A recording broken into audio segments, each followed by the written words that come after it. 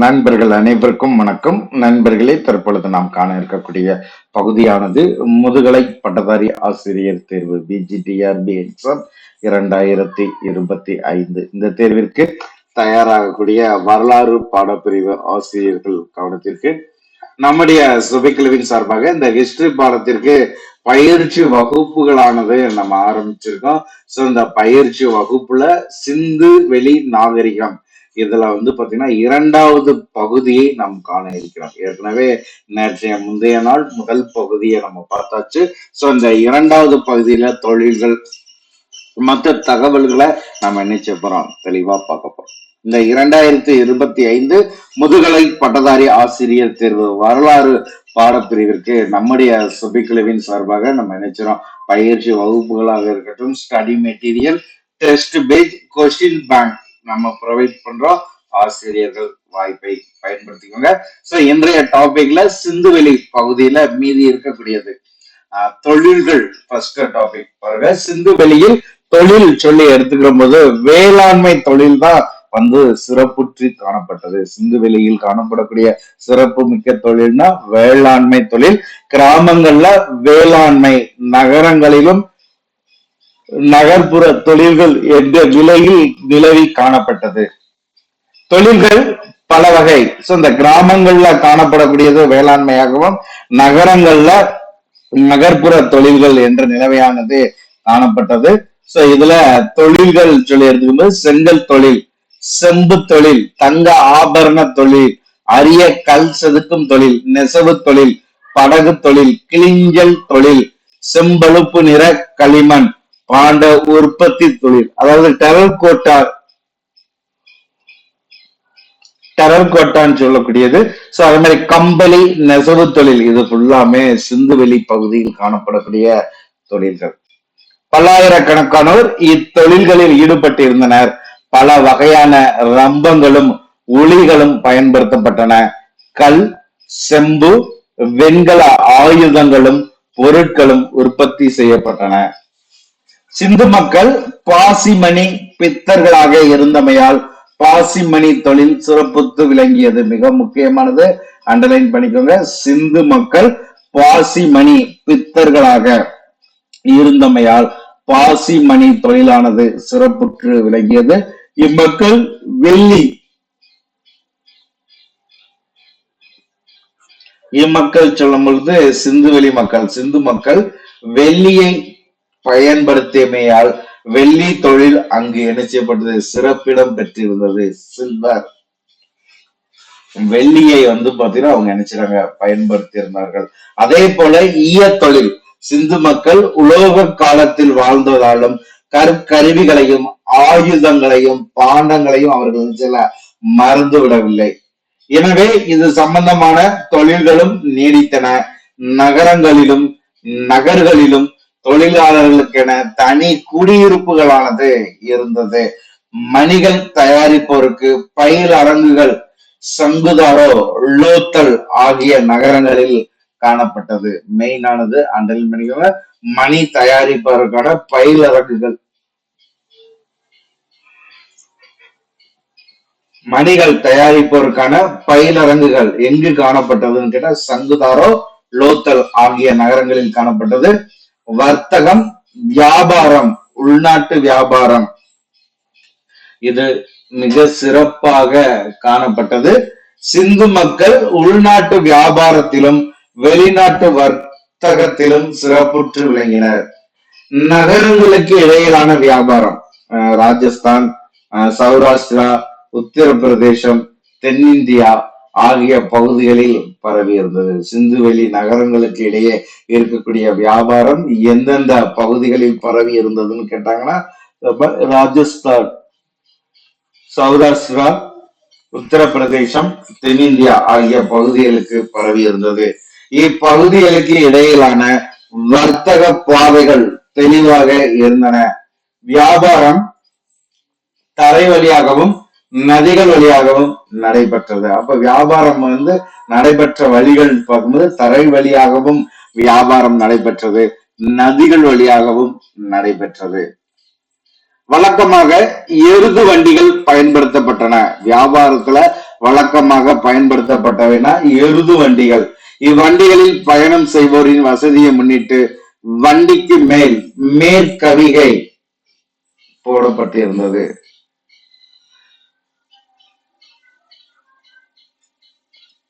நீண்ட வியாபார சரியா நீண்ட வியாபார பயணங்களுக்கு பாத்தீங்கன்னா ஒட்டகம் பயன்படுத்தப்பட்டது. அப்ப எருது வண்டிகள் என்பது பொதுவாக அவர்கள் பயணம் செய்வதற்கு எருது வண்டிகள் என்ன செய்யறாங்க பயன்படுத்துறாங்க.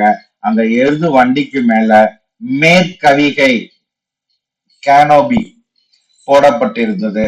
அதே மாதிரி நீண்ட வியாபாரங்களுக்கு பயன்படுத்தப்பட்டது எதுனா எருது வண்டி என்பது வியாபாரம் பயணம் செய்வதற்கு பொதுவாக.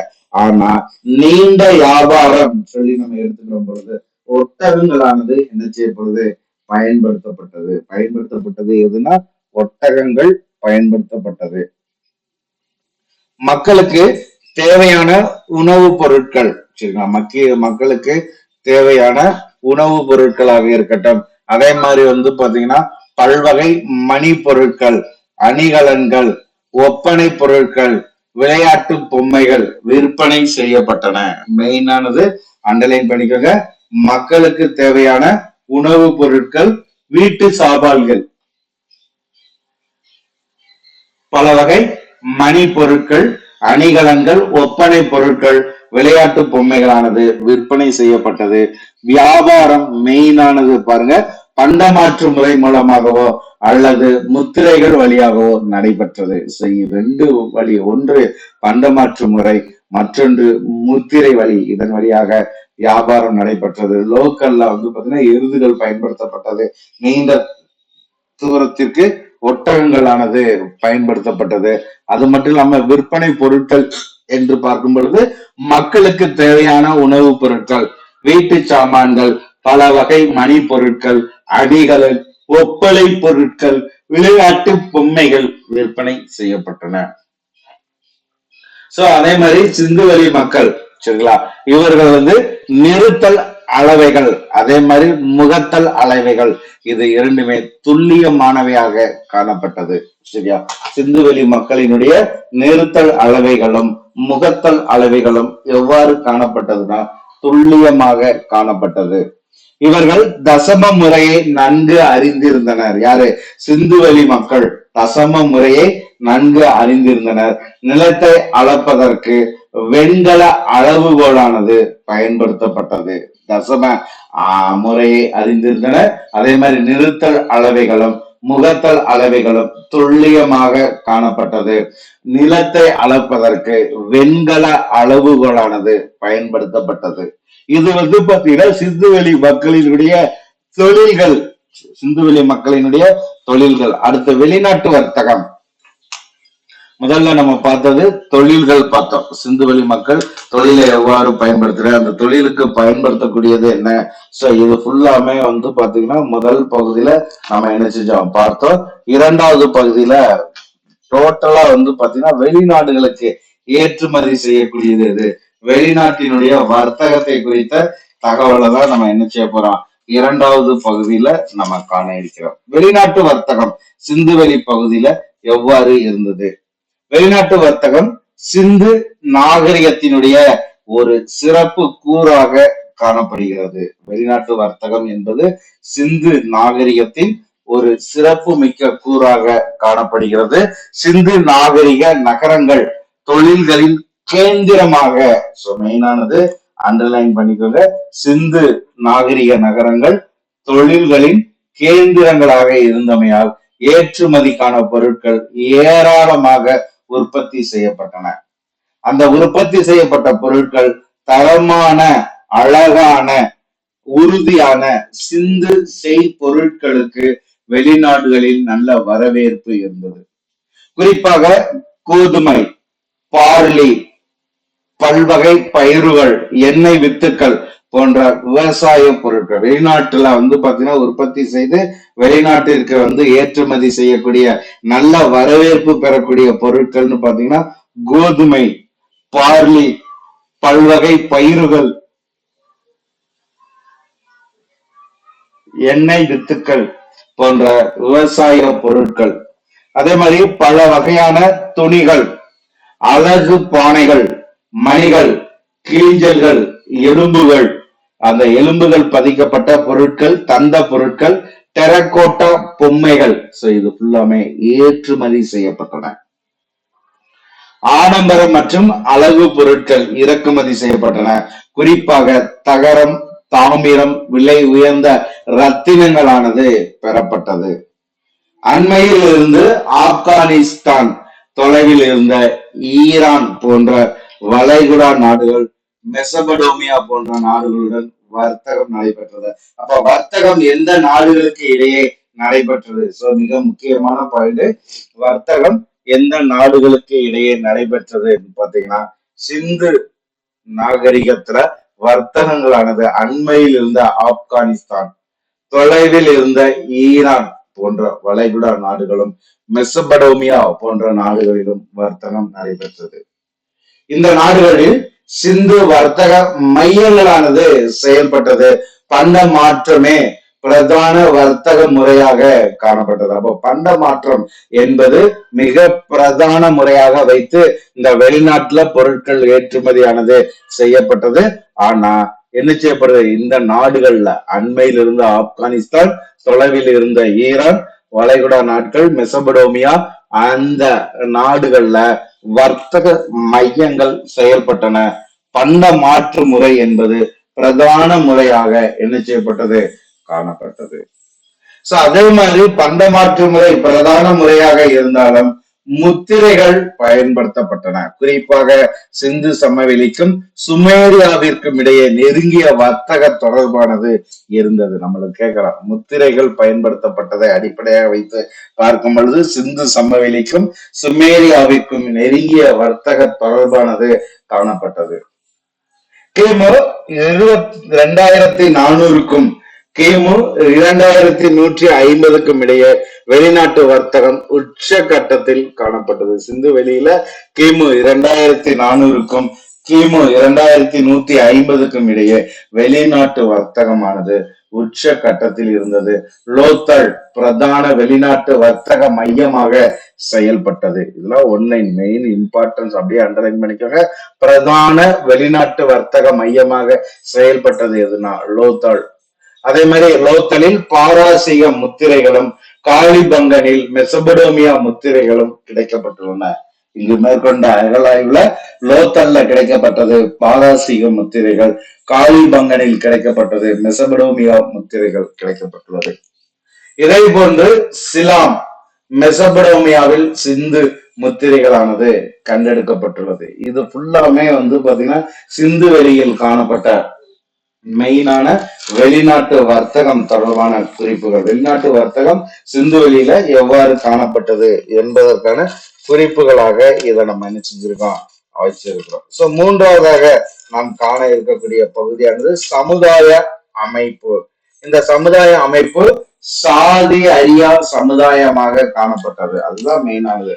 அப்ப மூன்றாவதாக நம்ம காண இருக்கக்கூடியது சமுதாய அமைப்பு. சிந்து வெளியில சமுதாய அமைப்பு சொல்லி எடுத்துக்கிற பட்சத்துல சாதி சமயம் அறியாத, சாதி அறியாத சமுதாயமாக இது என்ன செய்யப்படுகிறது, காணப்படுகிறது.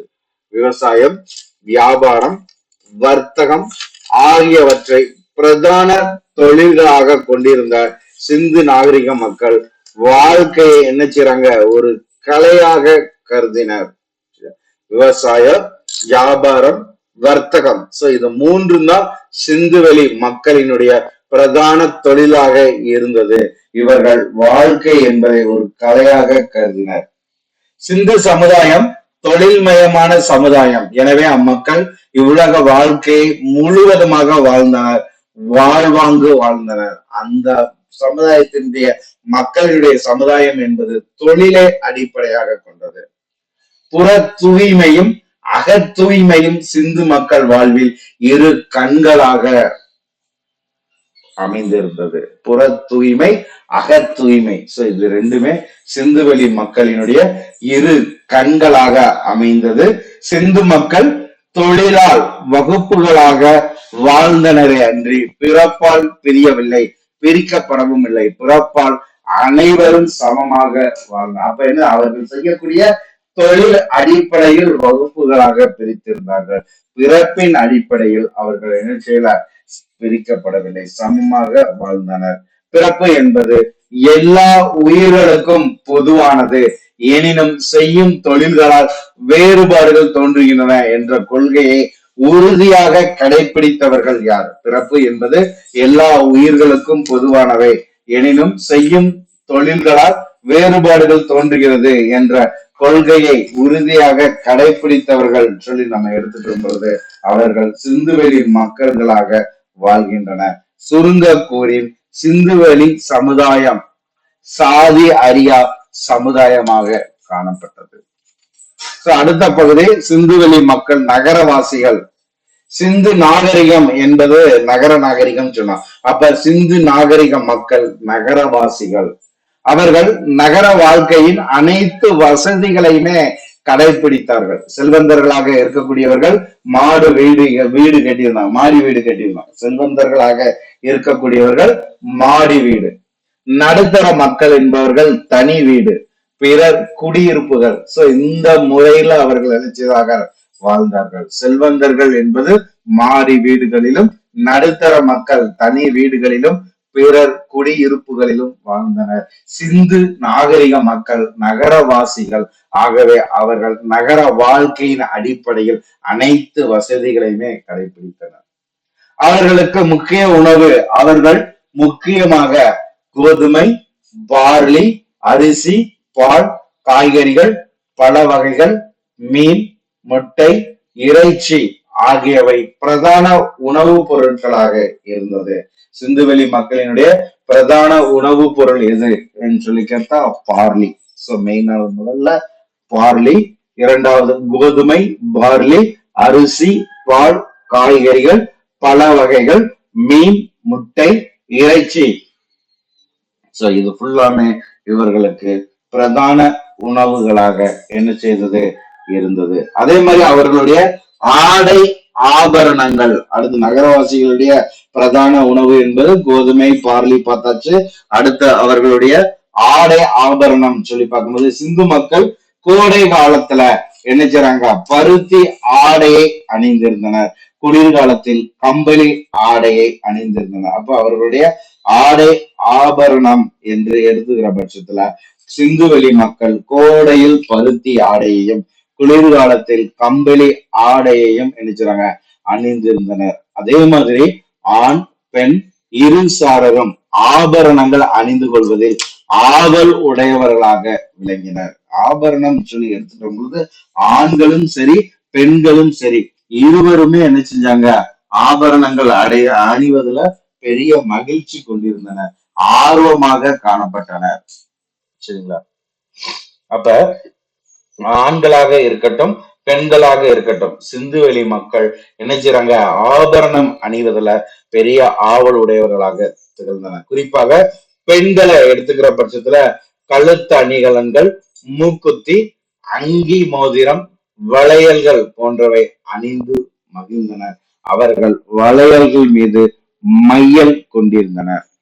அது மட்டும் இல்லாம வசதியான பெண்கள் ஒட்டியானம், புல்லாக்குகள், வேலைப்பாடு அமைந்த காதணிகள், காலணிகள் ஆகியவற்றையும் விரும்பினர். பொதுவாக பெண்கள் சொல்லி எடுத்துக்கும் போது கழுத்தணிகள், மூக்குத்தி, அங்கி மோதிரம், வளையல்கள் இதை அணிந்திருந்தனர். அதே மாதிரி வளையல்கள்ல அவர்கள் என்ன செய்தாங்க, அழகு கொண்டிருந்தனர். ஆனா வசதி படைத்தவர்கள் இதை விட ஒட்டியானம், புல்லாக்குகள், வேலைப்பாடு அமைந்த காதணிகள், காலணிகள் இதை விரும்பி அணிந்தனர். பெரும்பாலும் இந்த கவர்ச்சி மிக்க அணிகலன்கள் தங்கம், வெள்ளி, தாமிரம், தந்தம். மெயினானது 4 பாருங்க. இந்த ஆபரணங்கள் நினைச்சாங்க தங்கத்திலும், வெள்ளியிலும், தாமிரத்திலும், தந்தத்திலும் செய்யப்பட்டது. ஆடம்பர அணிகலன்களில் வைடூரியம், ரத்தினம், மாணிக்கம், பவளம், முத்து போன்றவை பதிக்கப்பட்டிருந்தது. இது இவர்களுடைய ஆபரணங்கள்ல இருக்கக்கூடிய ஆடைகளிலும் சரி ஆபரணங்களிலும் இருக்கக்கூடிய மிக முக்கியமான ஆடம்பர அணிகலன்கள் சொல்லி எடுத்துக்கிட்டோம்னா அது வைரம், ரத்தினம், மாணிக்கம், பவளம், முத்து அது பாத்தீங்கன்னா இடம்பெறக்கூடியது. சாதாரணமா தங்கம், வெள்ளி, தாமிரம், தந்தம் இவற்றினால் செய்யப்பட்டது. சோ அதே மாதிரி வசதி படைத்தவர்கள் நினைச்சாங்க வேலைப்பாடு அமைந்த காதணிகள், புல்லாக்குகள், காலணிகள், சோ இத இடுப்பில் ஒட்டியான இத பயன்படுத்துறாங்க. சாதாரண மக்கள்னா காது, மூக்கு, கையில வளையல், சோ இத அடிப்படையாக வைத்து அவர்களுடைய அணிகலன்களானது அமைந்திருந்ததுன்னு சொல்றாங்க. அடுத்த பகுதி அவர்களுடைய வீட்டு பொருட்கள். சிந்துவெளி மக்களினுடைய வீட்டு பொருட்கள், வீட்டுல என்னென்ன பொருட்களானது பயன்படுத்தப்பட்டது, வீட்டு பொருட்கள் சொல்லி நம்ம எடுத்துக்கிற பட்சத்துல சிந்து மக்கள் பல வகையான வீட்டு பொருட்களை பயன்படுத்தின. குறிப்பாக தாமிரம், வெண்கலம், வெள்ளி, பீங்கான், சுட்டமண் இந்த வழக்கத்தில் இருந்தது. இவைகள் வண்ண சாயம் பூசப்பட்டிருந்தது. எலும்பு தந்தங்களால் செய்யப்பட்ட ஊசிகளும் சீப்புகளும் பயன்படுத்தப்பட்டன. எலும்பு தந்தங்களால் செய்யப்பட்ட ஊசிகளும் சீப்புகளும் பயன்படுத்தப்பட்டது. இந்த வீட்டு உபயோக பொருட்கள்ல வண்ண சாயம் பூசப்பட்டிருந்தது. குறிப்பாக வீட்டு உபயோக பொருள் சொல்லி எடுத்துக்கும் போது தாமிரம், வெண்கலம், வெள்ளி, பீங்கான், சுட்டமண் பாண்டங்கள், சுட்ட மண்பாண்டங்கள் வழக்கத்தில் இருந்ததாக கூறப்படுகிறது. சுட்ட களிமண், பீங்கான், சிற்பிகளாலான கதிர்கள், நூல், சிற்பிகளாலான கதிர்கள், நூல், சுற்றி வைப்பதற்கான கட்டைகள், வெண்கல கோடாரிகள், அரிவாள், கனவடிவ பட்டை கற்கள், பகலைக்காய்கள் வீட்டு பொருட்களாக பயன்படுத்தப்பட்டது. அதே மாதிரி அவர்களுடைய உல்லாசிகள், சிந்து மக்கள் உல்லாசிகள், ஏன்னா ஓய்வு நேரத்தை பல்வேறு விளையாட்டுகளிலும் பொழுதுபோக்குகளிலும் செலவிட்டனர். சிந்துவெளி மக்கள் பாத்தீங்கன்னா ஒரு உல்லாசிகளாக செயல்பட்டனர். ஏன்னா அவர்கள் ஓய்வு நேரத்தை எவ்வாறு பயன்படுத்துகின்றனர் என்று பார்த்தோம்னா விளையாட்டுகள்ல அவர்கள் என்ன செய்றாங்க, பயன்படுத்துறாங்க. அதே மாதிரி பொழுதுபோக்குகளிலும் அவர்கள் தங்களுடைய நேரத்தை செலவிடுகின்றனர். இது உல்லாசிகளாக அவர்கள் வாழ்ந்தனர் என்பதற்கான எடுத்துக்காட்டு. குறிப்பாக சிறார்கள், பொம்மைகள், ஊதிகள், வண்டிகள் போன்றவை பல விதமான விளையாட்டு பொருட்களை அவர்கள் பயன்படுத்தினர். அப்ப அவர்கள் பயன்படுத்திய விளையாட்டு பொருட்கள் சொல்லி நம்ம எடுத்துக்கும் பொழுது சிறார்கள், பொம்மைகள், ஊதிகள், வண்டிகள் போன்ற பலவிதமான விளையாட்டு பொருட்களை உபயோகித்தனர். பெண்கள் ஆடி பாடி விளையாடி மகிழ்ந்தனர். பொதுவாகவே இவர்கள் உல்லாசிகளாக இருக்கின்றனர். அதுல குறிப்பாக பெண்கள் ஆடி பாடி விளையாடி மகிழ்ந்தனர். ஆடவர் வேட்டையாடல், காளை சண்டை, மீன் பிடித்தல், மது அருந்தி மகிழ்தல் போன்றவை பொழுதுபோக்காக கருதினர். அப்ப பெண்கள் என்பது ஆடி பாடி விளையாடுகின்றனர். ஆடவர்கள் வேட்டையாடுதல், காளை சண்டை, மீன் பிடித்தல், மது அருந்தி மகிழ்தல் போன்ற பொழுதுபோக்காக கருதி பயன்படுத்தினர். அடுத்து சிந்துவெளி மக்களினுடைய கலை உணர்வு. சிந்து மக்கள் கலை உணர்ச்சி மிக்கவர்களாக விளங்கினர். சிந்துவெளி மக்களுடைய கலை உணர்வு என்று எடுத்துக்கிற பொழுது அவர்கள் கலை உணர்ச்சி மிக்கவர்களாக விளங்கினர். நுண்கலை வல்லவர்கள். இவர்களது முத்திரைகளில் காணப்படும் உருவங்களும் சித்திரங்களும் வடிவங்களும் அருமையிலும் அருமை. ஹரப்பாவில் அகழ்ந்தெடுக்கப்பட்ட கற்சிலைகள் சிற்பக்கலைக்கு இலக்கணமாய் விளங்குகிறது. மெயினானது சிந்துவெளி மக்களினுடைய சிற்ப கலைக்கு இலக்கணமாக விளங்கக்கூடிய கற்சிலை எங்கு கண்டெடுக்கப்பட்டதுன்னா ஹரப்பாவில். அதே மாதிரி வெண்கல சிலை வடிவில் உள்ள நடனமங்கை, தாடி தத்துவ ஞானி, சிந்து சமவெளி நுண்கலை வளர்ச்சிக்கான சாசுவத சான்றுகள் இதற்கு சாட்சிகளாக விளங்குகிறது.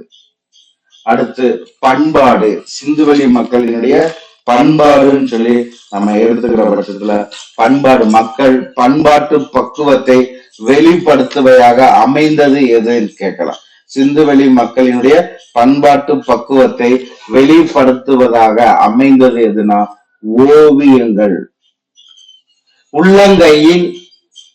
உள்ளங்களின் ஓசையாகும் சிந்து நாகரிக மக்களின் ஓவிய கலையானது வியப்புக்குரியதாக காணப்படுகிறது. இவர்களது முத்திரைகளில் காணப்படக்கூடிய புடைப்பு ஓவியங்கள் முன் உதாரணமானவை, உன்னதமானவை. இவைகளில் காணப்படும் பல்வேறு ஓவியங்கள் ஈடு இணை அற்றவையாக திகழ்கிறது.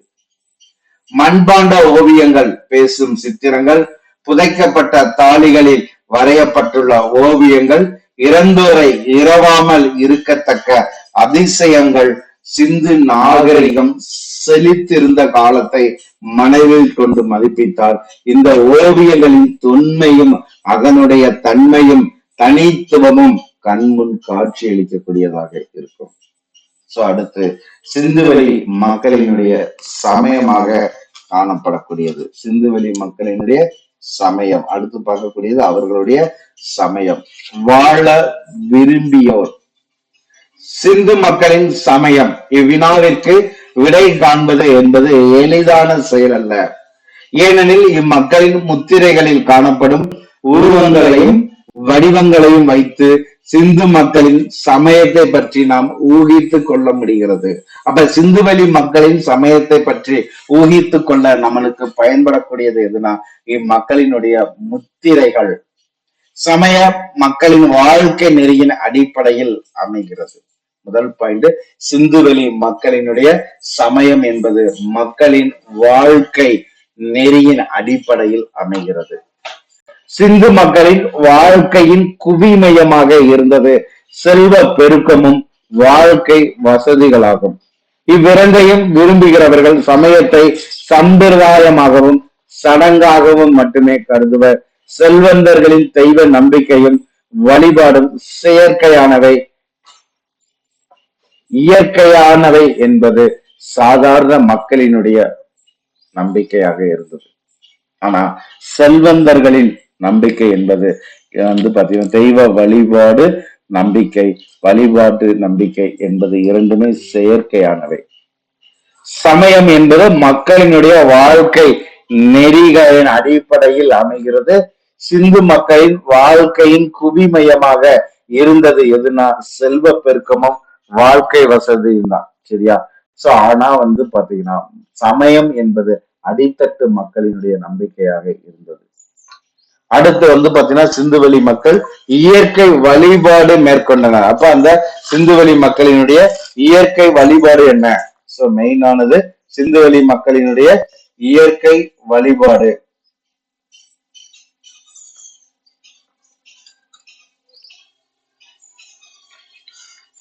இயற்கையின் மைந்தர்களாக, மெயினான பாயிண்ட் அப்படியே அண்டர்லைன் பண்ணிக்கோங்க.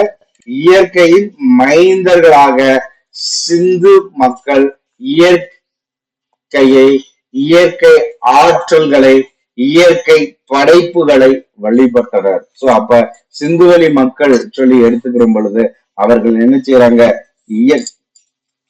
சிந்துவெளி மக்கள் சொல்லி நம்ம எடுத்துக்கிற பொழுது இயற்கை வழிபாடு என்பது அவர்களுடைய மிக முக்கியமான செயல்பாடாக அமைகிறது. இயற்கையின் மைந்தர்களாகவே அவர்கள் என்ன செய்றாங்க? வாழ்கின்றனர். சிந்து மக்கள் இயற்கையை, அந்த இயற்கையினுடைய ஆற்றல்களை, அந்த இயற்கையினுடைய படைப்புகளை ஃபுல்லாமே அவர்கள் என்ன செய்றாங்க? வழிபடுகின்றனர். இவர்களது வாழ்க்கைக்கு உறுதுணையாக இருந்த விலங்குகளுக்கு சிறப்பிடம் அளித்தனர். இயற்கையை வழிபடுறாங்க, அதே மாதிரி அவர்களுடைய வாழ்க்கைக்கு உறுதுணையாக இருக்கக்கூடிய விலங்குகளுக்கும் சிறப்பிடம் அமைக்கின்றனர். இயற்கையின் படைப்பு ஆற்றலின் பிரதிநிதியான பெண்ணை தெய்வமாக வழிபட்டனர். அடுத்த பகுதி பாருங்க. இயற்கை, அதுக்கடுத்து பாத்தீங்கன்னா தன்னுடைய வாழ்க்கைக்கு உறுதுணையாக விளங்கக்கூடிய விலங்குகள், அடுத்து இயற்கையின் படைப்பு ஆற்றலில் பிரதிநிதியாக இருக்கக்கூடிய பெண் தெய்வங்களை வழிபட்டனர். தாய் கடவுளாக கருதினர். தாயை பாத்தீங்கன்னா அவர்கள் நினைச்சாங்க கடவுளாக கருதினர். பெண் தெய்வ வழிபாடு அதே மாதிரி சிந்து மக்களின் சிறப்பாக கருதப்பட்டதில் வியப்பில்லை. அவர்களுடைய மெயின் இம்பார்ட்டன்ட் தாயை கடவுளாக கருதினர். அது மட்டும் இல்லாம பெண் தெய்வ வழிபாடு என்பது சிந்து மக்களின் சிறப்பானதாக கருதப்பட்டது. பிறப்புக்கு காரணமான ஆணையம் தெய்வமாக வழிபட்டனர். இது போன்று மரங்களும் வழிபாட்டிற்கு பொருளாக அமைந்தது. ஆனா மெயினானது பாத்தீங்கன்னா இயற்கை, அடுத்து பாத்தீங்கன்னா அவர்கள் பயன்படுத்திய விலங்குகள், அடுத்து பெண்ணை பாத்தீங்கன்னா தெய்வமாக வழிபடுறாங்க. சோ அந்த பெண்ணை தொடர்ந்து அடுத்து என்ன செய்யறாங்க, ஆணையும் வழிபடுறாங்க. அதே போன்று மரங்களையும் அவர்கள் என்ன செய்றாங்க, வழிபாட்டு பொருளாக மாற்றுகின்றனர். எனவே இயற்கை வழிபாடே சிந்து மக்களின் வழிபாடாக இருந்தது. இயற்கையின் படைப்புகளே வழிபாட்டு பொருளாக இருந்தது. சோ மெயினானது இதை சுருங்க சொல்லணும்னா இயற்கை வழிபாடுதான் அவர்களுடைய வழிபாடாக இருந்தது. இயற்கையின் படைப்புகள் அவர்களுடைய வழிபாட்டு பொருட்களாக இருந்தது. இவற்றிற்கு சைவ, வைணவ, சமண, பௌத்த முலாம் பூசுவது பிற்காலத்தில் வாழ்ந்த மனிதர்களின் கற்பனையானதாக இருக்கிறது. கற்பிக்கப்படும் சமயங்களை வரலாற்றாளர்கள் ஏற்றுக்கொள்ளவில்லை. சோ அவர்கள் இயற்கையை தான் என்ன செய்றாங்க, வழிபடுறாங்க. அதற்கு பின்பு சைவம், வைணவம், பௌத்தம், புத்தம் என்பது பின்பு வந்த மனிதர்களுடைய கற்பனையானது. கற்பிக்கப்படும் சமயங்களானது வரலாற்றாளர்கள் ஏற்றுக்கொள்வது கிடையாது. இவர்கள் நினைச்சாங்க பெண் தெய்வ வழிபாடு, இயற்கை வழிபாடுதான் இவர்களுக்கு பாத்தீங்கன்னா மெயினானதாக இருக்கக்கூடியது. சோ அடுத்து நம்ம பார்க்கக்கூடிய பகுதின்னு பாத்தீங்கன்னா இனம். சிந்துவெளி மக்கள்ல அடுத்து நம்ம காண இருக்கக்கூடிய பகுதி இனம்.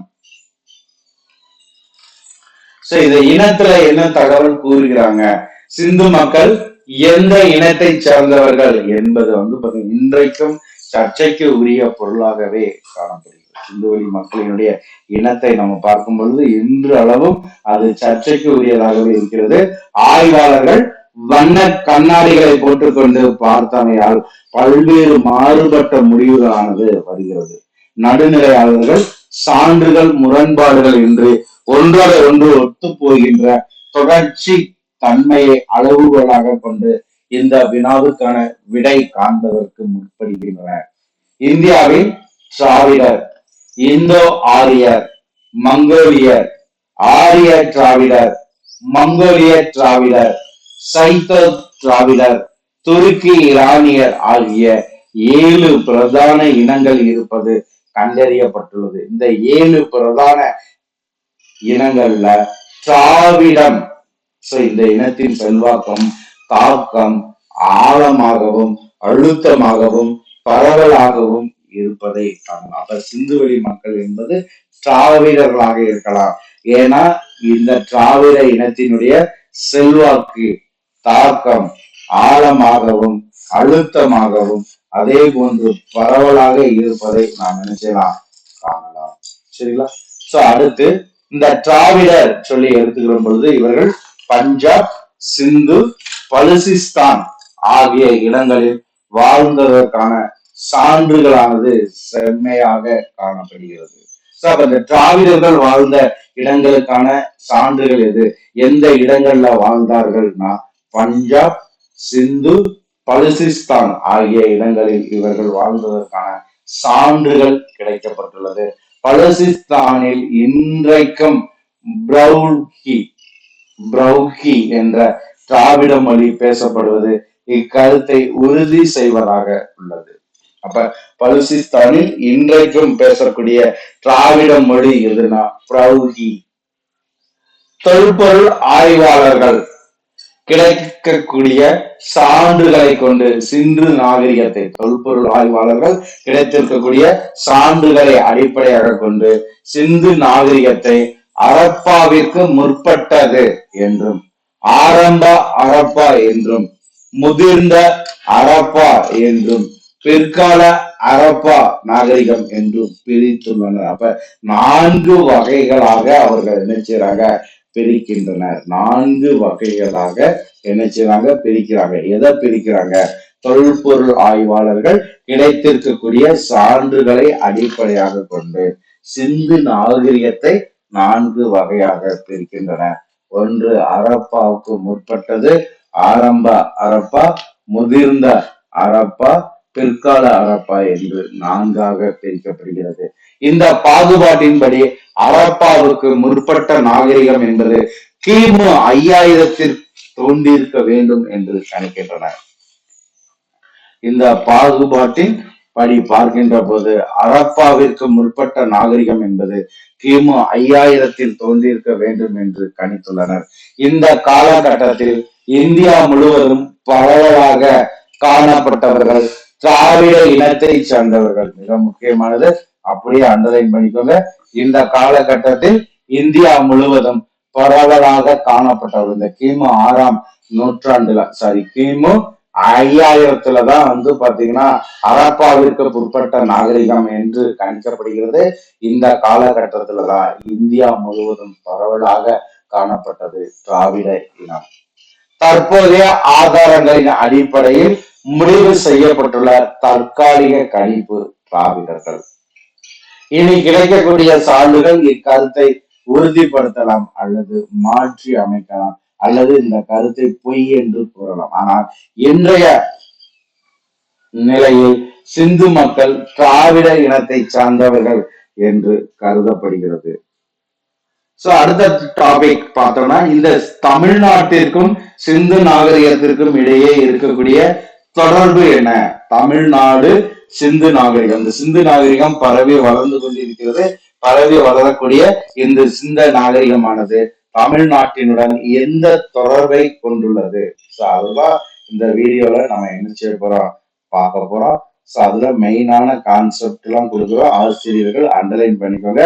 அத்திரப்பாக்கம், ஆதிச்சநல்லூர், அரிக்கமேடு, இந்த பகுதிகளில் நடைபெற்ற அகழாய்வுகள். முதல்ல பாத்தீங்கன்னா அத்திரப்பாக்கம், அடுத்து ஆதிச்சநல்லூர், அடுத்து அரிக்கமேடு. இந்த 3 இடங்களில் நடைபெற்ற அகழாய்வு கண்டுபிடிப்புகள்ல தமிழ்நாட்டிற்கும் சிந்துவெளி கற்காலத்திற்கும் இருந்து தொடர்பு இருந்தது என்பது உறுதி செய்யப்படுகிறது. உறுதி செய்யக்கூடிய ஆய்வுகள் எதுவும் கூட நம்மளுக்கு என்ன செய்யலாம், கேட்கலாம். தமிழ்நாட்டிற்கும் சிந்து நாகரிகத்திற்கும் இருக்கக்கூடிய தொடர்பை உறுதிப்படுத்தக்கூடிய தொல்பொருள் ஆய்வு எதுன்னு சொல்லிக்கூடிய நம்மளுக்கு என்ன செய்யலாம், கேட்கலாம். அத்திரப்பாக்கம், ஆதிச்சநல்லூர், அரிக்கமேடு. இந்த 3 அகழாய்வு கண்டுபிடிப்புகள் ஆனது தமிழ்நாட்டிற்கும் சிந்துவெளிக்கும் கற்காலத்தில் இருந்தே தொடர்பு இருந்ததை உறுதி செய்கிறது. ஆதிச்சநல்லூரில் கிடைத்த எலும்பு கூடுகள், சிந்துவெளியில் காணப்பட்ட எலும்பு கூடுகள் ஒரே மக்கள் இனத்தை சார்ந்தவையாக இருக்கிறது. முதல் பாயிண்ட் என்னன்னா, ஆதிச்சநல்லூரில் கிடைத்த எலும்பு கூடுகளும் சிந்துவெளியில் காணப்பட்ட எலும்பு கூடுகளும் ஒரே மக்கள் இனத்தை சார்ந்தவையாக உள்ளது. இரண்டாவது, புதைக்கப்பட்ட தாழிகளின் அமைப்பு பொதுவான தொழில்நுட்ப முறையில் இருக்கிறது. மூன்றாவதாக இருக்கக்கூடியது, பண்டைய தமிழ் மக்கள் பயன்படுத்திய செங்கற்களின் தன்மையும் நீளமும் அகலமும் சிந்து மக்கள் உபயோகித்த செங்கற்களும் ஒத்தவையாக உள்ளது. பண்டைய தமிழ் மக்கள் பயன்படுத்திய செங்கற்களினுடைய தன்மை, நீளம், அகலம் இதுவானது சிந்து மக்கள் உபயோகித்த செங்கற்களும் ஒத்தவையாக காணப்படுகிறது. நான்காவது பாயிண்ட் பார்க்கும்போது, யாவற்றுக்கும் மேலாக மண்பாண்டங்களில் காணப்படும் பொறிப்புகளும் குறியீடுகளும் இரு நாகரிகங்களுக்கும் பொதுவானவையாகவே அமைகிறது. ஐந்தாவது, சிந்து குறியீட்டு எழுத்துக்கள் முழுமையாக படிக்கப்படும் பொழுது தமிழ்நாடு சிந்துவெளி தொடர்பும் இவை இரண்டும் ஓரின மக்களுக்கு பொதுவானவை என்பதும் உறுதி செய்யப்படுவதற்கான வாய்ப்புகள் அதிகமாக இருக்கிறது. அப்ப தமிழ்நாட்டிற்கும் சிந்துவெளி நாகரிகத்திற்கும் இடையே இருக்கக்கூடிய தொடர்பை விளக்குவது என்பது 5 பகுதியாக கொடுத்திருக்காங்க. முதல்ல இங்க ஆதிச்சநல்லூர்ல கிடைத்த எலும்புக்கூடுகள், சிந்துவெளியில் காணப்படக்கூடிய எலும்புக்கூடுகள் ஒரே மக்கள் இனத்தை சார்ந்தது. புதைக்கப்பட்ட தாழிகளின் அமைப்பு ஒரே தொழில்நுட்பத்தை சார்ந்தது. பண்டைய மக்கள் பயன்படுத்திய செங்கற்களினுடைய தன்மை, நீள, அகலம் என்பது ஒத்தவையாக காணப்படுகிறது. யாவற்றுக்கும் மேலாக மண்பாண்டங்கள்ல காணப்படக்கூடிய பொறிப்புகள், குறியீடுகள் இரு நாகரிகங்களுக்கும் பொதுவானவையாக காணப்படுகிறது. இறுதியாக சிந்து குறியீட்டு எழுத்துக்கள் முழுமையாக படிக்கப்படும் பொழுது தமிழ்நாட்டு சிந்துவெளி தொடர்பும் இவை இரண்டும் ஓரின மக்களுக்கு பொதுவானவை என்பதும் உறுதி செய்யப்படுவதற்கான வாய்ப்புகள் அதிகம் உள்ளது. இந்த 5 காரணங்களை வைத்து சிந்து வெளி நாகரிகம் தமிழ்நாடுடன் தொடர்புடையது என்பதை நாம் நினைச்சலாம், தெளிவாக கூறலாம். அப்ப சிந்து நாகரிகம் திராவிட நாகரிகமா? பாத்தீங்கன்னா திராவிட என்பது தமிழ் சொல் அல்ல. சங்க கால தமிழர்கள் அறியாத சொல் தான் இந்த திராவிடம். சங்க இலக்கியத்தில் காணப்படாத சொல் திராவிடம். திராவிட என்பது சமஸ்கிருத சொல். எனினும் இச்சொல் தமிழர்களை குறிப்பிடுவது மரபாக உள்ளது. பண்டைய காலத்தில் தமிழ்நாட்டுக்கு வந்த யவனர்கள் இந்நாட்டை திரமிளிகே என்று அழைத்தனர். திராவிடா திராவிடா என்ற சொற்களை வடமொழியாளர்கள் கையாண்டுள்ளனர். ஆதிசங்கரர் தென்னாட்டை குறிப்பதற்கு திராவிட என்ற சொல்லை பயன்படுத்தினார். காஞ்சியை ஆட்சி செய்த நந்திவர்ம பல்லவன் தமிழ் அரசர்களை திராவிட மன்னர்கள் என்று குறிப்பிடுகிறார். பின்னர் வந்த விஜயநகர ஆட்சியின் பொழுது குமார கம்பானாவின் மனைவி கங்காதேவி இயற்றிய மதுரா விஜயம் என்ற வடமொழி நூலில் தமிழ்நாட்டை திராவிட தேசம் என்றும் தமிழ் மன்னர்களை திரமிழ ராஜாக்கள் என்றும் குறிப்பிட்டுள்ளார். யாருன்னா விஜயநகர ஆட்சியின் போது குமார கம்பனாவின் மனைவியாக இருக்கக்கூடிய கங்காதேவி எழுதிய மதுரா விஜயம் என்ற வடமொழி நூல்ல தமிழ்நாட்டை திராவிட தேசம் என்றும் தமிழ் மன்னர்களை திரமிழ ராஜாக்கள் என்றும் குறிப்பிடுகிறது. அது மட்டும் இல்லாம காஞ்சியை ஆட்சி செய்த நந்திவர்ம பல்லவன் தமிழ் அரசர்களை திராவிட மன்னர்கள் என்றும், ஆதிசங்கரர் தென்னாட்டை குறிப்பதற்கு திராவிடா என்ற சொல்லை பயன்படுத்தினார் என்றும் கூறப்படுகிறது. அது மட்டும் இல்லாம பண்டைய காலத்தில் தமிழ்நாட்டில் வந்த யவனர்கள் தமிழ்நாட்டை திரமிளிகே என்று அழைத்தனர். திரவிடா திராவிடா என்ற சொற்களை வடமொழியாளர்கள் கையாண்டனர். இது ஃபுல்லாமே திராவிடர்கள் நாகரிகம் என்பதற்கான ஒரு எடுத்துக்காட்டு. தொன்மை காலம் தொட்டு தமிழ் என்ற சொல்லை வேற்று மொழியினர் திரமிழா திரவிடா திராவிடா என்ற சொற்களாக குறிப்பிட்டுள்ளனர். எனவே தமிழ் என்ற சொல்லில் இருந்தே திராவிட என்ற சொல் பிரிவு சொல்லாய் அன்றி திராவிட என்ற சொல்லிலிருந்து தமிழ் தோன்றவில்லை என்பது கருதப்படுகிறது. அடுத்தபடியாக மொழியும் இனமும். மொழியியல் மேலே ராபர்ட் கால்டுவெல் 1814 முதல் 1891 வரை மொழியியல் மேதை ராபர்ட் கால்டுவெல் இவர் எழுதியது திராவிட மொழிகளின் ஒப்பிலக்கணம், comparative grammar of Dravidian language என்ற ஒப்பற்ற ஆய்வு நூல்ல 3 முக்கிய முடிவுகளை இவர் நினைச்சாரு அடிக்கோடிட்டு காட்டுகிறார். மொழியியல் மேதையாக இருக்கக்கூடியவர் ராபர்ட் கால்டுவெல். இவருடைய காலம் 1814 முதல் 1891. இவர் எழுதிய நூல் என்று பார்க்கும் பொழுது திராவிட மொழிகளின் ஒப்பிலக்கணம் என்ற நூல், comparative grammar of Dravidian language என்ற ஒப்பற்ற நூல்ல 3 முக்கிய முடிவுகளை அடிக்கோடிட்டு காட்டுகிறார். முதல் முடிவு, தமிழ் உள்ளிட்ட திராவிட மொழி குடும்பம் தனித்தன்மையுடையது, தன்னிகர் அற்றது. 3 முக்கிய கூறுகள். முதல் கூறு, தமிழ் உள்ளிட்ட திராவிட மொழி குடும்பம் தனித்தன்மையுடையது, தன்னிகர் அற்றது. இது வடமொழி குடும்பத்திலிருந்து முற்றிலும் மாறுபட்டது, வேறுபட்டது. இது வடமொழி குடும்பத்திலிருந்து முற்றிலும் மாறுபட்டது, வேறுபட்டது. திராவிட மொழிகளில் வடமொழி ஆகிய சமஸ்கிருதத்தின் துணையின்றி தனித்து இயங்க முடியும். அது மட்டுமல்ல, திராவிட மொழிகள் ஒரு இனத்தை சார்ந்தவை என்பதை உறுதிபட கூறியவர் கால்டுவெல் பாதிரியார். இந்த 3மே இவருடைய கூற்றுல மெய்ப்பிக்கக்கூடியதாக இருக்கிறது. மொழியை இனத்தோடு இணைத்தவர் கால்டுவெல். இவருடைய முடிவானது பலத்த சர்ச்சை புயலை கிளப்பியது. ஒரு இனத்தை குறிக்க மொழியை அளவுகோலாக கொள்ளக்கூடாது என்று வாதிடப்பட்டது. மொழி ஆய்விற்கும் இன ஆய்விற்கும் முடிச்சு போடக்கூடாது என்று எடுத்துரைக்கப்பட்டது.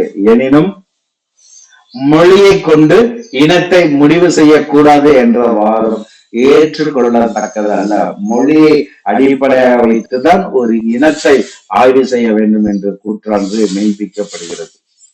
சுருங்க கூறி, தமிழ் மொழியின் எழுத்து வடிவம், இலக்கண தனித்துவம், இலக்கிய வளம், இம்மொழி பேசும் மக்களின் நாகரிக நிலை ஆகியவற்றை அடிப்படையில் திராவிட தமிழ் பண்பட்ட செம்மொழி கிளாசிக்கல் லாங்குவேஜ் என்ற கார்டுவலின் கருத்து மொழியியல் அறிஞர்களால் ஏற்றுக்கொள்ளப்படுகிறது. இதன் மூலம் ராபர்ட் கார்டுவெல் திராவிட இயலுக்கு வழிவகுத்தவர் என்று அறியப்படுகிறது. அடுத்து திராவிடர்களின் தாயகம். திராவிடர்கள் சொல்லி எடுக்கும் பொழுது மண்ணின் மைந்தர்களா அல்லது வெளியிலிருந்து வந்து குடியேறியவர்களா என்று பார்க்கும் பொழுது திராவிடர்களின் தாயகம் பற்றி ஆராய்ச்சியாளர்களுக்கிடையே ஒருமித்த கருத்து உருவாகல. இவர்கள் வேறுபடுவதில் ஒன்றுபடுகின்றனர். திராவிடர்களின் பிறப்பிடம் பற்றி பல முக்கிய கோட்பாடுகளை கூறுகின்றன. அந்த முக்கிய கோட்பாடுகள்ல முதல் கோட்பாடானது திராவிடர்கள் வெளியிலிருந்து, குறிப்பாக சுமேரியாவில் இருந்து வந்த தமிழ்நாட்டில் குடியேறியவர்கள். திராவிடர்கள் குறித்த கூற்றுகள்ல முதல் கூற்றானது திராவிடர்கள் வெளியிலிருந்து, குறிப்பாக சுமேரியாவில் இருந்து வந்த தமிழ்நாட்டில் வசிக்கின்றவர்கள், தமிழ்நாட்டில் குடியேறியவர்கள். திராவிடர்கள் எகிப்திலிருந்து வந்தவர்கள். இவர்கள் நடு ஆசிய பகுதியிலிருந்து வந்து குடியேறியவர்களின் வழி தோன்றல். திராவிடர்கள் நிலநடுக்கடல் பகுதியின் கிழக்கு பகுதியிலிருந்து வந்தவர்கள். இவர்கள் திபெத்தியாவிலிருந்து வந்தவர்கள். திராவிடர்கள் இந்திய தீபகற்பம், ஆப்பிரிக்கா, ஆஸ்திரேலியா, தென்கிழக்கு ஆசியா ஆகிய நிலப்பகுதிகளை உள்ளடக்கிய லெமூரியா கண்டத்தை பிறப்பிடமாக கொண்டவர்கள். பலுசிஸ்தானின் பழங்குடியினர் இன்றைக்கும் ஆதி திராவிட மொழி பேசுவதால் திராவிடர் பலுசிஸ்தானத்திலிருந்து வந்திருக்க வேண்டும் என்று பல்வேறு கருத்துக்களானது கூறப்படுகிறது. பல்வேறு கருத்துக்கள்ல ஒவ்வொரு கருத்துக்களையுமே மெயினா பார்க்க, திராவிடர் வெளியிலிருந்து, குறிப்பாக சுமேரியாவிலிருந்து வந்து தமிழ்நாட்டில் குடியேறியவர்கள். இரண்டாவது, திராவிடர்கள் எகிப்திலிருந்து வந்தவர்கள். மூன்றாவது, இவர்கள் நடு ஆசியாவிலிருந்து வந்து குடியேறியவர்களின் வழி தோன்றல்கள். நான்கு, திராவிடர்கள் நிலநடுக்கடல் பகுதியின் கிழக்கு பகுதியிலிருந்து வந்தவர்கள். ஐந்து, இவர்கள் திபெத்தியாவிலிருந்து வந்தவர்கள். திபெத்திலிருந்து வந்தவர்கள். திராவிடர்கள் இந்திய தீபகற்பம், ஆப்பிரிக்கா, ஆஸ்திரேலியா, தென்கிழக்கு ஆசியா ஆகிய நிலப்பகுதியை உள்ளடக்கிய லெமூரியா கண்டத்தை பிறப்பிடமாக கொண்டவர்கள் என்று பல்வேறு கூற்றுகளானது கூறப்படுகிறது. இன்றைய ஆய்வு நிலையில தென்னிந்தியாவே திராவிடர்களின் தாயகம் என்ற முடிவிற்கு வர வேண்டியுள்ளது. அடுத்து வடக்கும் தெற்கும். தென்னாட்டை தாயகமாக கொண்ட திராவிடர்கள், இந்தியா முழுவதும் பரவி இருந்தனர். இவர்கள் தென்னிந்தியாவில் இருந்துதான் சிந்திருக்க வேண்டும் என்பதுல எந்தவித ஐயமும் இல்லை. சிந்து நாகரிகத்தை விரிவாக ஆய்வு செய்த sir John Marshall Harappa, Mohenjo-daro ஆகிய நகரங்கள் இந்தியாவின் பிற பகுதிகளுடன் தொடர்பு கொண்டிருப்பதை உறுதிப்படுத்தினார். சிந்து நாகரிக தொல்பொருள் ஆய்வை மேலும் விரிவுபடுத்தி அறிவியல் முறைகளையும் தொழில்நுட்ப உத்திகளையும் கையாண்டவர் மார்டிமல் வீலர். இவர் நன்கு வளர்ச்சி அடைந்த நகர நாகரிகம் என்பதை உறுதி செய்தார். சிந்து சமவெளியில் காணப்பட்ட தங்கம் மைசூரிலிருந்து கோலார் வெள்ளியுடன் சேர்த்து உருவாக்கப்பட்டது உறுதி செய்யப்பட்டது. அதே போன்று அங்கு கிடைத்த அரிய கற்கள் தமிழ்நாட்டின் நீலகிரி மலைக்குரியது என்பது தெரிய வந்தது. இவற்றின் மூலம் வடமேற்கு சிந்து நாகரிகத்திற்கும் தென்னிந்திய திராவிட நாகரிகத்திற்கும் இடையே இருந்த தொடர்பானது நிலைநிறுத்தப்படுகிறது. சிந்துவெளி நாகரிகம் ஆரியர் இந்தியாவுக்கு வருவதற்கு ஆயிரக்கணக்கான ஆண்டுகளுக்கு முன்பாகவே தோன்றிவிட்டது. சிந்துவெளி நாகரிகம் என்பது ஆரியர் இந்தியாவிற்குள் வருவதற்கு 1000 ஆண்டுகளுக்கு முன்பாகவே தோன்றியது. ஹரப்பா நாகரிகம் கிமு 5000 தோன்றியதாக கூறுகின்றனர் தொல்பொருள் ஆய்வாளர்கள். ஆரியர்களின் இந்திய படையெடுப்பிற்கு பல நூற்றாண்டுகளுக்கு முன்னரே சிந்து நகர நாகரிகம் அதன் உச்ச நிலையில் இருந்தது என்பது அறிய முடிகிறது. ஆரியர்கள் இந்தியாவிற்கு வந்த பொழுது திராவிடர்கள் சுமேரியா, பாபிலோனியா போன்ற நாடுகளுடன் வர்த்தக தொடர்பு கொண்டிருந்தனர். கலை நயத்திற்கும் ஆடம்பர வாழ்க்கைக்கும் பழக்கப்பட்டிருந்தனர் திராவிடர்கள். அது மட்டுமல்ல, ஆரியர் திராவிடர்களிடமிருந்து தான் கிராம சமுதாயம், நில வருவாய் முறை, வரி விதிப்பு போன்றவற்றை கற்றுக்கொண்டனர். மெயினானது அண்டர்லைன் பண்ணிக்கோங்க. ஆரியர் திராவிடர்களிடம் இருந்துதான் கிராம சமுதாயம், நில வருவாய் முறை, வரி விதிப்பு போன்றவற்றை கற்றுக்கொண்டனர். சிந்துவெளி வேதகால நாகரிகங்களை ஒப்பிட்டு பார்க்கையில் சிந்துவெளி நாகரிகம் நிச்சயமாக ஆரிய நாகரிகம் என்று, அது ஆரியருக்கு முற்பட்டது, இந்தோ ஆரிய நாகரிகத்தை விட உயர்வானது என்று கூறப்படுகிறது. சிந்து நாகரிகத்தின் பின்வரும் சிறப்பு கூறுகளை கொண்டு இந்நாகரிகம் ஆரிய நாகரிகத்திடமிருந்து முற்றிலும் மாறுபட்டது என்ற முடிவுக்கு வருகின்றன ஆய்வாளர்கள். ஒன்று, நன்கு வளர்ந்த நகர நிர்வாகம் நாகரிகம். நன்கு வளர்ந்த நகர நாகரிகம். 2, எழுத்து பொறிக்கப்பட்ட முத்திரை. 3, மீனுக்கு கொடுத்த முக்கியத்துவம், விலங்குகள் பறவைகளுடனான தொடர்பு, கலை வண்ணமிக்க களிமண் முத்திரைகள், வெண்கல சிலை, உருவ வழிபாடு, வர்த்தகத்துக்கும் வியாபாரத்திற்கும் கொடுத்த முன்னுரிமை, இவ்வுலக வாழ்வியல், சிந்து சமவெளி மொழி வடிவத்திற்கும் பழந்தமிழ் வடிவத்திற்கும் இடையிலான ஒற்றுமை, வெளிநாடுகளுடன் கொண்டிருந்த வர்த்தக தொடர்பு. எனவே தற்போதைய ஆய்வு நிலையில் சிந்து நாகரிகமும் திராவிட நாகரிகமும் ஒரே நாணயத்தின் 2 பக்கங்களை போன்றவை என்று முடிவுக்கு வர வேண்டியுள்ளது. சோ அடுத்து பாத்தீங்கன்னா வரலாற்று, சிந்துவெளி வரலாற்றினுடைய சிறப்புகள் என்ன? சிந்து நாகரிகத்திற்கு பல வரலாற்று சிறப்புகளானது காணப்படுகிறது. இன்றைக்கு 5000 ஆண்டுகளுக்கு முன்பு சிந்து நாகரிகம் இந்திய நாகரிகங்களாக திகழ்ந்தது. இந்த நாகரிகத்திற்கு சொந்தக்காரர்கள் வேறு எங்கும் இல்லாத அளவிற்கு வாழ்க்கையின் வசதிகளை அனுபவித்தனர். இந்த நாகரிகம் கண்டுபிடித்ததற்கு பின் இந்திய நாகரிகத்தின் துவக்கம் பற்றிய கருத்தியல் அடிப்படை மாற்றம் ஏற்பட்டது. சிந்து நாகரிகத்தில் இருந்துதான் இந்திய நாகரிகம் துவங்குகிறது என்ற கருத்து ஒற்றுமை ஏற்பட்டது. சிந்து நாகரிகம் சுமேரியா, பாபிலோனியா, மெசபடோனியா, எகிப்து போன்ற சமகால நாகரிகங்களுக்கு சற்றும் குறைந்ததல்ல. சில விஷயங்களில் அவற்றை விட மேலானது என்பது தொல்பொருள் ஆய்வு உலகானது உணர்ந்தது. குறிப்பாக ரிக்வேதம் இந்திய வரலாறு மற்றும் நாகரிகத்தின் துவக்கம் அல்ல என்பது உறுதியாகிறது. கிமு 3000 சிந்து மக்கள் கிமு 3000 சிந்து மக்களின் வாழ்வியல் நாகரிகத்தின் உன்னதமான உயரத்தை எட்டியிருந்தது. சிந்து நாகரிகம் மக்களின் வாழ்க்கை வசதிகள், வாழ்விடம், வாழும் முறை ஆகிய அனைத்தும் நல்ல அடிப்படையின் மீது அமைந்திருந்தது. இது முக்கியமானது. சிந்து நாகரிகம் என்பது மக்களின் வாழ்க்கை வசதி. சிந்து நாகரிகம் மக்களின் வாழ்க்கை வசதிகள், வாழ்விடங்கள், வாழும் முறை ஆகியவற்றின் அடிப்படையில், நல்ல நம்பிக்கை அடிப்படையில் அமைக்கப்பட்டுள்ளது. அம்மக்கள் யாரு? சிந்துவெளி மக்கள் வாழ்வியலை கலையாக கருதினர். சிந்துவெளி மக்கள் தங்களுடைய வாழ்வியலை கலையாக கருதினர். ஆண்கள் தாடி வளர்த்து கொள்ளாமல் முகத்தை நன்கு வலித்து விட்டு கொண்டனர். ஸோ மெயினா பாருங்க, சிந்துவெளி மக்கள் சொல்லி எடுத்துக்கும் போது அந்த மக்கள் தங்களுடைய வாழ்வியல் வாழ்க்கை முறையை ஒரு என்ன செய்றாங்க, கலையாக கருதினர்.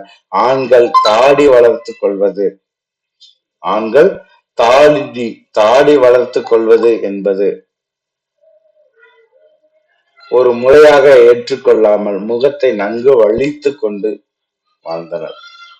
பெண்கள் பருத்தி ஆடை அணிந்து சிகை அலங்காரம் செய்து, பெண்கள் பருத்தி ஆடை அணிந்து சிகை அலங்காரம் கொண்டு ஆபரணங்களால் அலங்கரித்து கொண்டு ஆண்களுக்கு சமமாகவே மக்கள் என்ன செய்றாங்க, வாழ்ந்த ஆண்களுக்கு சமமாகவே மக்கள் என்ன செய்றாங்க, வாழ்ந்தனர். பெண்களுக்கு மரியாதை, பெண்களுக்கு மரியாதை மதிப்பு கொடுக்கப்பட்டது. பெண்மை தெய்வமாக கருதப்பட்டது. சோ மெயினானது அதுதான். சரியா? பெண்கள் பருத்தி ஆடை அணிந்து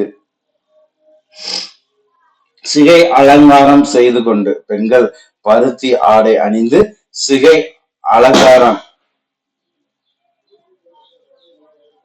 பெண்கள் பருத்தி ஆடை அணிந்து சிகை அலங்காரம் செய்து கொண்டு ஆபரணங்கள் அலங்கரித்து கொண்டு ஆண்களுக்கு சமமாகவே வாழ்ந்தனர். ஆண்களுக்கு சமமாகவே வாழ்ந்தனர். பெண்கள் பருத்தி ஆடை அணிந்து கொண்டு, பெண்கள் பருத்தி ஆடை அணிந்து கொண்டு சிகை அலங்காரம் செய்து கொண்டு ஆபரணங்களால் அலங்கரித்து கொண்டு ஆண்களுக்கு சமமாக வாழ்ந்தனர். பெண்களுக்கு மரியாதையும் மதிப்பும் கொடுக்கப்பட்டது. பெண்மை தெய்வமாக கருதப்பட்டது. சிந்து மக்களின் புற தூய்மையும் அக தூய்மையும் வியப்புக்குரியவையாக இருந்தது. அவர்கள் குளிப்பதை கடமையாக கருதினர். நகர் சுகாதாரம் நன்கு பராமரிக்கப்பட்டது. நகர் சுகாதாரம் என்பது நன்கு பராமரிக்கப்பட்டது என்பது மிக முக்கியமான ஒன்றாக கருதப்படுகிறது.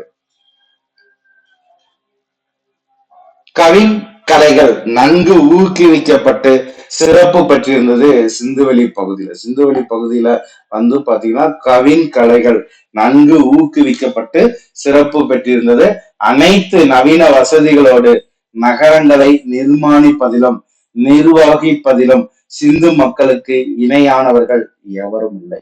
அந்நகரங்களிலிருந்து வசதிகள் இன்றைய நகரங்களில் கூட காணப்படுவதில்லை. சிந்து நாகரிக சமுதாயம் கல்விக்கு முன்னுரிமை கொடுத்தது. கல்வி மக்கள் முன்னேற்றத்தின் கருவியாக கருதப்பட்டது. அவர்களது முத்திரைகளில் காணப்படும் எழுத்துக்கள் முழுவதும் படிக்கப்பட்ட பின் சிந்து நாகரிகம் வரலாற்று காலத்தை சேர்ந்தது என்பதை கருதக்கூடிய வாய்ப்பு உள்ளது. கல்வி அனைவருக்கும் பொது என்ற கருத்து, கல்வி என்பது அனைவருக்கும் பொது என்ற கருத்து சிந்து மக்களிடையே ஆழமாக வேரூன்றி இருந்தது. சிந்து சமுதாயம் சாதி வேறுபாடு அறியாத சமுதாயம். அவர்கள் தொழில் அடிப்படையில் வேறுபட்டனராக இருந்தார்களே அன்றி பிறப்பின் அடிப்படையில் பிரித்ததில்லை, பிரிக்கப்படவும் இல்லை. அவர்கள் செய்யக்கூடிய தொழிலின் அடிப்படையில் என்ன செய்யப்பட்டது, பிரிவு காணப்பட்டது. சோ இது ஃபுல்லாமே வந்து பாத்தீங்கன்னா மெயினான கான்செப்ட். இந்து மக்கள் இம்மையிலும் காட்டிய அக்கறையை மறுமையிலும் காட்டவில்லை. இயற்கையின் ஆற்றல்களை தெய்வங்களாக கருதி வழிபட்டனர். யாரு? சிந்து மக்கள். இந்துக்கு மாத்திக்கல, சிந்து மக்கள் இம்மையை காட்டிய அக்கறையை மறுமையில் காட்டவில்லை. இயற்கையின் ஆற்றல்களை தெய்வங்களாக கருதி வழிபட்டனர். சிந்து மக்கள் தென்னாடுடன் குறிப்பாக தமிழ் நாட்டுடன் நெருங்கிய தொடர்பு கொண்டிருந்தனர். திராவிடர்களான அவர்கள் ஒன்றுபட்டு இருந்ததில் வியப்பு இல்லை. சோ இது வந்து பாத்தீங்கன்னா அவர்களை குறித்த முக்கிய தகவல். சோ அடுத்து இந்த சிந்துவெளி நாகரிகம் சரிவு அழிவு, இதற்கு காரணம் என்ன? சிந்து நாகரிகம் 1000 காலத்து பயிர் என்று அழைக்கப்படக்கூடியது. இந்நாகரிகத்தின் வேர் கிமு 5000ற்கு செல்கிறது. இப்பழம்பெரும் நாகரிகம் காலப்போக்கில் சரிந்து சிதைந்து மறைந்து போயின. சிந்து நாகரிகத்தின் சரிவு அழிவு பற்றி ஆய்ந்தவர்களால் ஒருமித்த கருத்தானது கூற முடியவில்லை. ஏன்னா அவரது முன் கணிப்புகளுக்கு ஏற்ப பல்வேறு கருத்துக்கள் கூறப்படுகின்றன.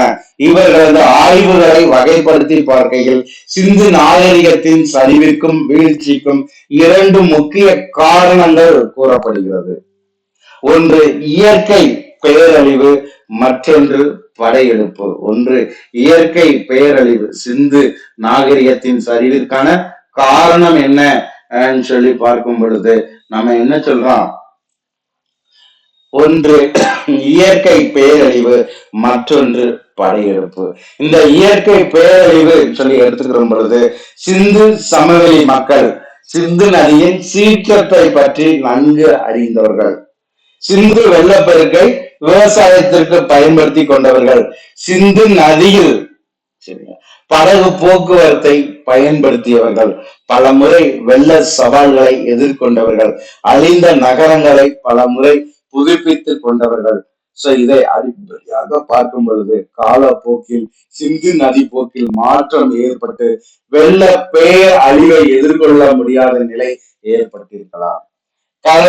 கடற்கரையோர நகரங்களும் துறைமுகங்களும் நிலை குறைய துவங்கின. வெளிநாட்டு வர்த்தகம் குறைந்தது.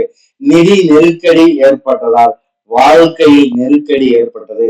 செல்வ செழிப்போடு வாழ்ந்த சிந்துவெளி மக்கள் பாதுகாப்பான இடத்தை நோக்கி சென்றனர். நன்கு பராமரிக்கப்படாமையால் நகரங்கள் நலிவடைய தொடங்கின. மேலும் சிந்துவெளி அடிக்கடி நிலநடுக்கத்திற்கு உள்ளானதால் வாழ்க்கை நிலையற்று போய்விட்டது.